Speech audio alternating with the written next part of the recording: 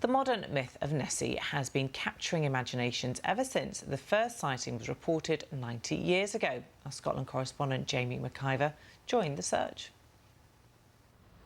Just what lurks in one of Scotland's deepest lochs? The legend of the Loch Ness monster dates back centuries, and it's 90 years since the first alleged sighting of Nessie in modern times. But nobody's managed to solve the mystery of the Loch, at least so far. Still, the keenest Nessie hunters remain undeterred. The biggest operation to monitor the surface of the Loch since the 1970s is underway. There's new technology being used. It's very exciting for us. So we've got underwater hydrophones being used.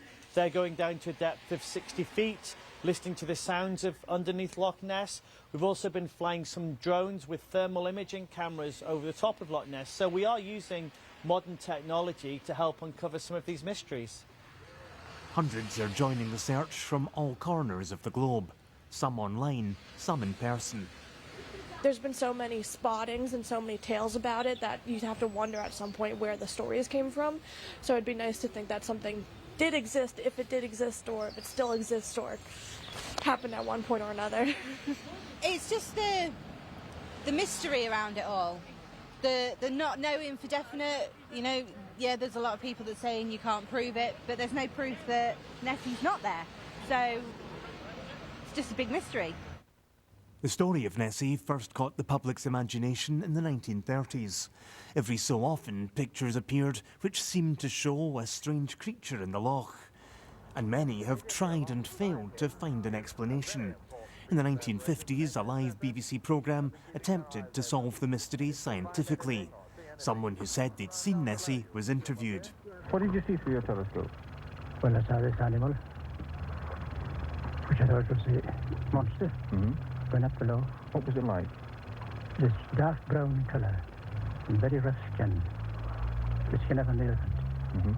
What length did you say it was? Oh, I would say about 35 feet.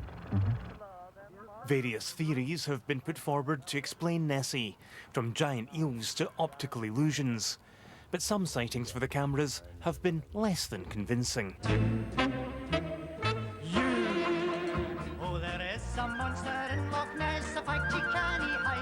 Still, Nessie's long attracted tourists to a remote part of the Highlands, helping support many jobs and bringing the area international fame.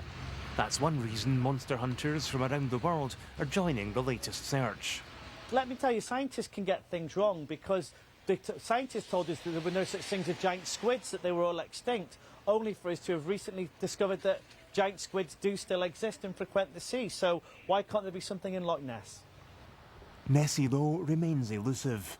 Loch Ness is some 800 feet deep, and the mystery of its murky depths may never be fully explained. Jamie McIver, BBC News.